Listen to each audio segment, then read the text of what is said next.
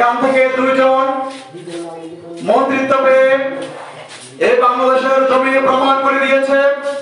one সময় বাংলাদেশের সকল দলের প্রধান থেকে জেলে কারাগারে পেশ করা হলো, কিন্তু অনুবীক্ষণ যন্ত্র দিয়ে বাংলাদেশ